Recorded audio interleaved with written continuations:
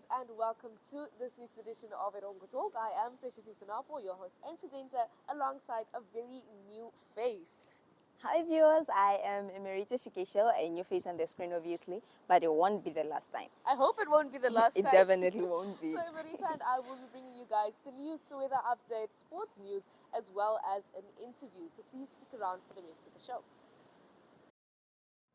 Hallo kijkers en welkom bij vandaagse episode van Erongo Talk. I am your host Frida Molatu. I'm your Oshal in Johannes. Bring ons vir julle die nuus, die weer en nog meer. Ek is nog steeds betrokke by Sparta self. Die weer is mooi. Dit is 'n eer om hier te wees. Ondersteun ons. Ons gaan julle trots maak. Sit gerus terug en geniet hierdie episode met ons.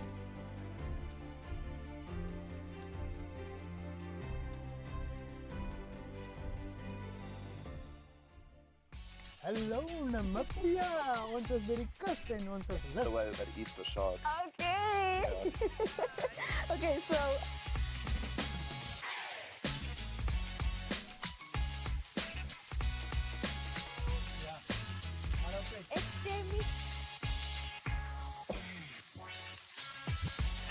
yes, please, today you make sure that we are fed. Sorry, exactly.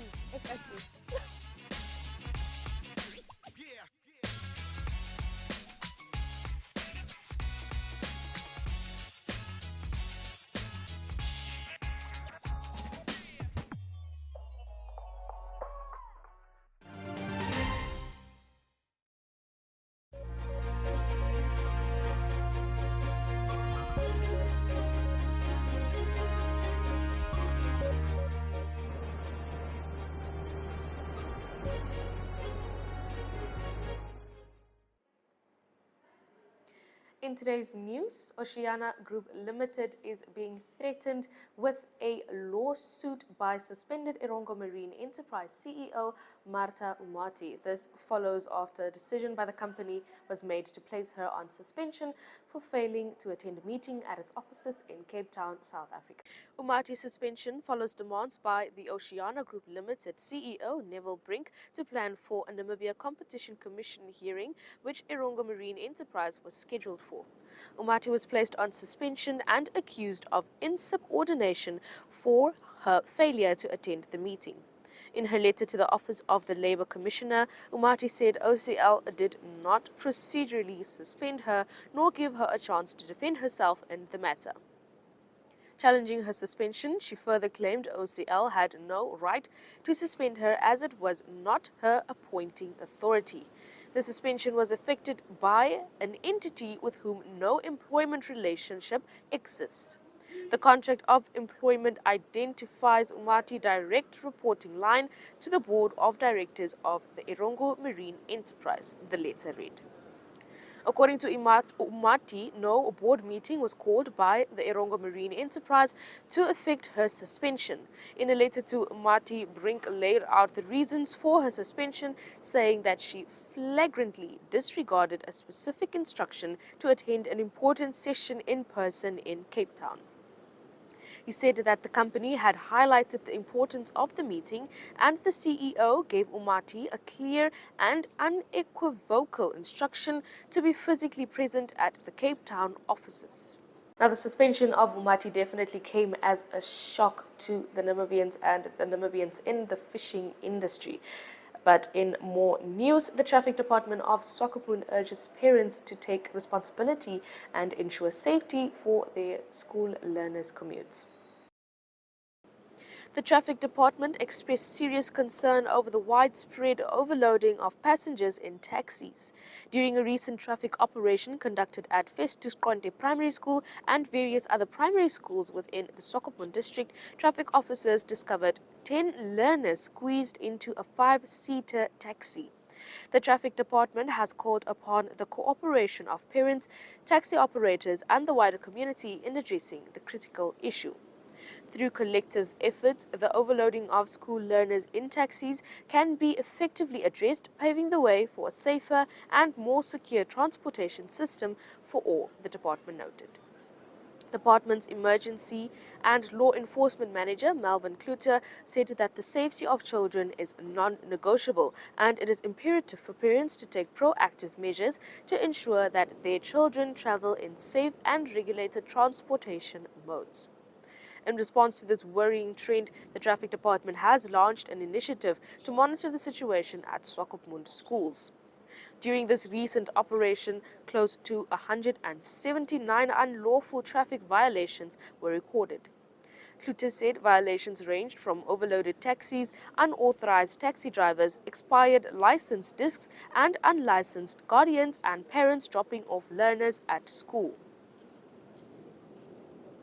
Parents are advised to take responsibility and ensure proper transportation. And finally, the Walfish Bay Project 29 seeks to equip youth with the tools they need to thrive academically and socially.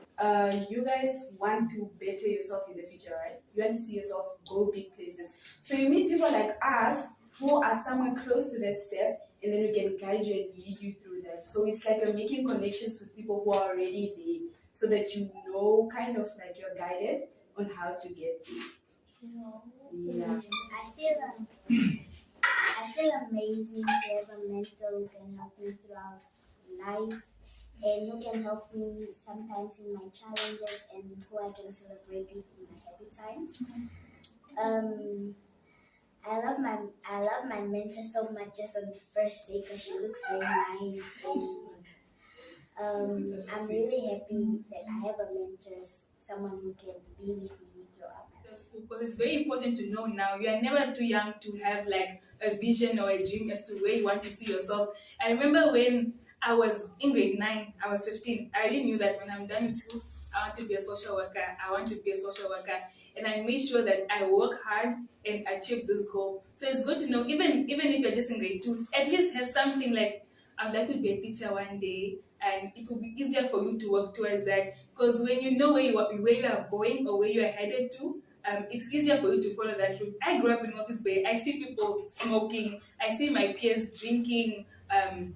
Teenage pregnancy happening around me, like a lot of distractions around me. But because I knew exactly what I want in life and where I want to do, what I want to do, it was easier for me to like follow the route I set for myself. So it's also important for you now, as young as you are, you guys are fresh, you look fresh. You guys should have big dreams, dream big. Your dreams are never too small or never impossible. I remember when I was in grade 9, I would tell my parents, I want to be a social worker, I want to be a social worker.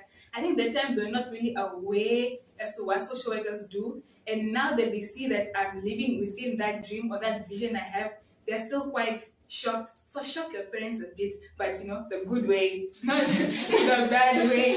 Shock them, but like make them proud. You know, your parents are working really hard. This is definitely a worthwhile effort, and the youth are highly encouraged to make use of this opportunity. That concludes our news for today. Up next, we have some sports news, so please stick around.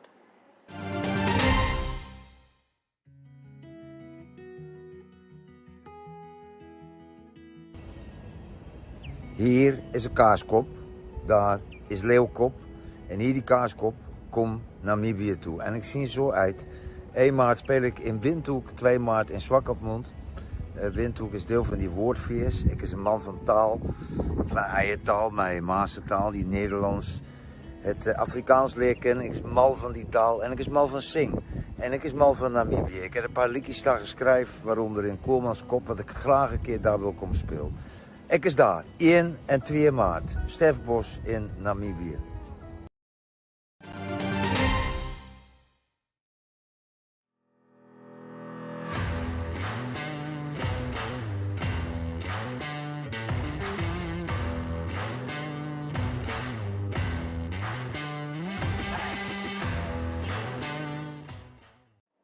And for some sports news, Namibia is gearing up to hosting the ultimate test of the human endurance as the adventure racing teams all over the whole world make their way to the country.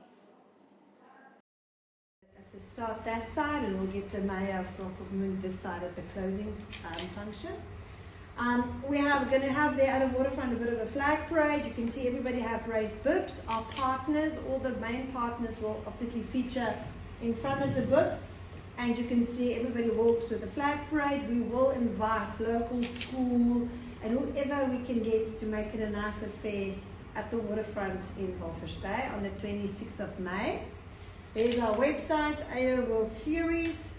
Here I just give you an idea. Obviously this was our finishing line in South Africa. Here the finish will be here at the Delight Hotel. It is a bit of a different venue, so we cannot have like a typical shoot, but we will have a wraparound fence. And as you can see, it's 4 individuals. Now these people might finish 3 o'clock in daytime, that's no problem. But the problem is those who finishes at 3 o'clock in the morning.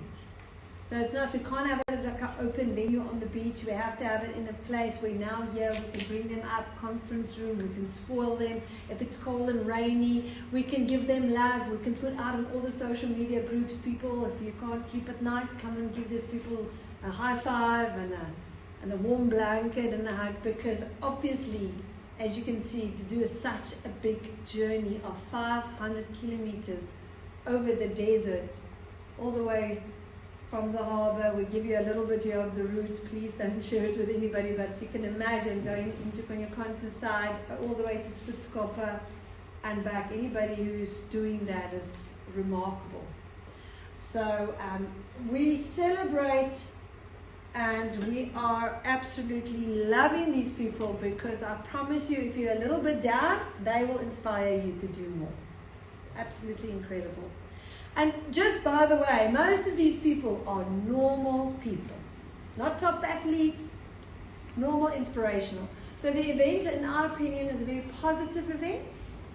What we also do, we have a big social section to our event, where in World Champ South Africa, we donated 600 soccer balls to the local sports club, soccer club. It's positive, to uplift, to keep it clean and green. We have a lot of international teams. It's simple things, like even water bottles we give to them, we make sure we recycle them.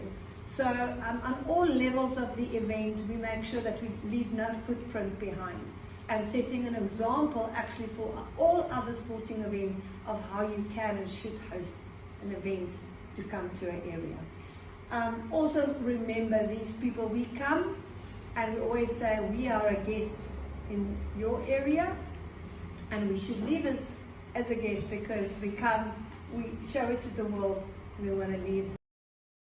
Namibia's breathtaking sceneries and challenging terrains provides the perfect backdrop for this epic adventure. And when teams gears up to tackle the demanding course, all eyes will be in Walvis Bay as the starting point of this extraordinary journey. Next up is our interview. We'll be right back.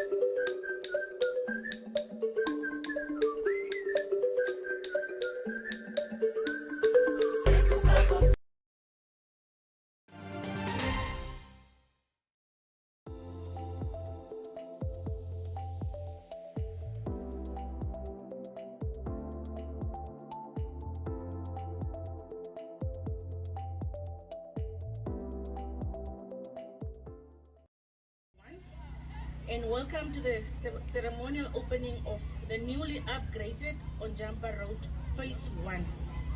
A significant milestone achieved through the collaborative efforts of the Swakopmund Municipality and Paul and Lucy Investment. This occasion marks the transformation of a once gravel road into a modern interlocked street, symbolizing progress and prosperity for the residents of Swakopmund.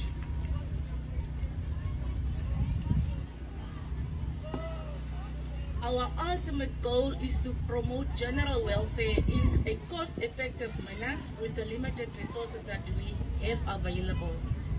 The entire Swakopmund community is our top focus. We can all pursue our goals and realize our full potential in an environment where we respect and honor one another. Do you follow that? That is exactly what he was praying about. An individual, just focus on this one. An individual idea that is not discussed and approved by all council members is also not a fruitful decision. That is what he highlighted. There are processes, teams, efforts, and initial labor involved. So this is an accomplishment by a team rather than an individual. Constructions of any kind or structure were never completed in isolation. That is what he said. I commend the council along with its management team and administration for a job well done, involving the contractor and our members of the community. Please applaud yourself by putting your hands together. Thank you. This is because development of this magnitude is really commendable. Director of Ceremonies, the procurement cost for the upgrading of Ondjamba Street Phase 1, starting there from the beginning, ending this half, we call it Phase 1. That is our Phase 1. So the cost was 6.300,421.05. In words, it states $6,300,421.05. That is what we injected to have the phase 1 completed. The proposed phase approach to improvement was chosen in order to minimize the strain on council's budget. Honorable councillors and honorable community members, including the contractor, the upgrade of Ondjamba Road represents a pivotal initiative undertaken by the Swakopmund Municipality as part of its overarching mission to enhance the quality of lives of our citizens. Recognizing the importance of accessible and well-maintained infrastructure, the municipality has prioritized the improvement of roads within the community.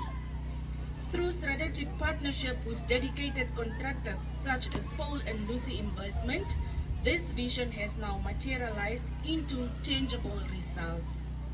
The transition from a gravel road to an interlock street signifies not only an aesthetic enhancement, but also a functional improvement in transportation and connectivity. Roads are really connecting people, connecting us, connecting towns and countries. It is really very important.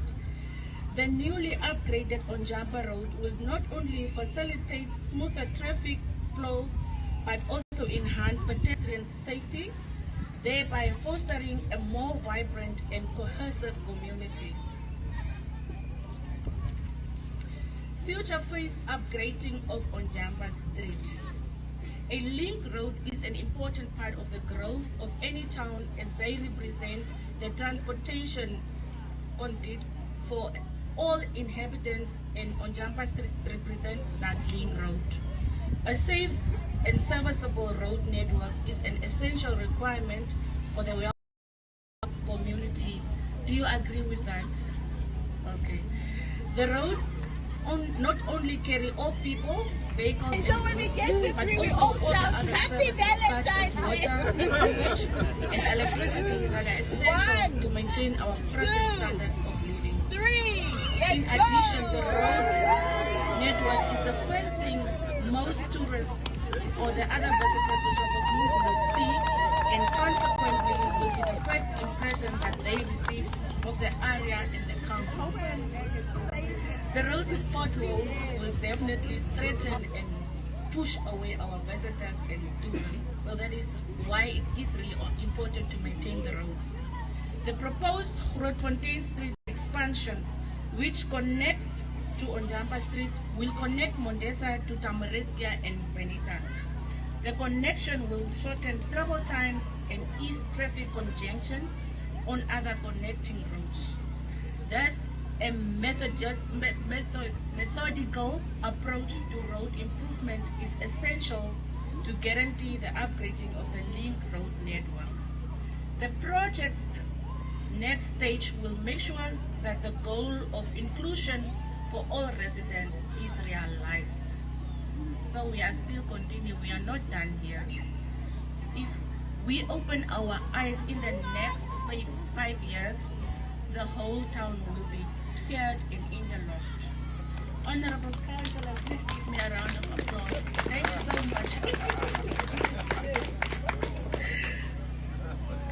Ladies and gentlemen, as we gather to celebrate this momentous occasion, let us reflect on the significance of this achievement in advancing the collective well-being of Swakopmund's residents.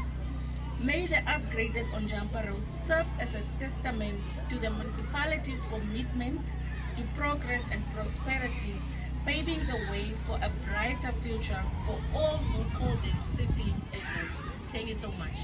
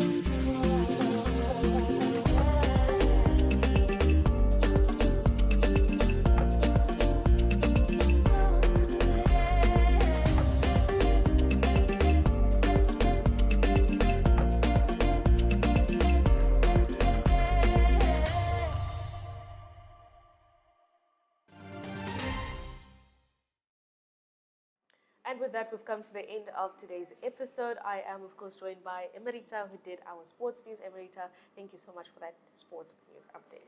No, and thank you for watching. Until next time.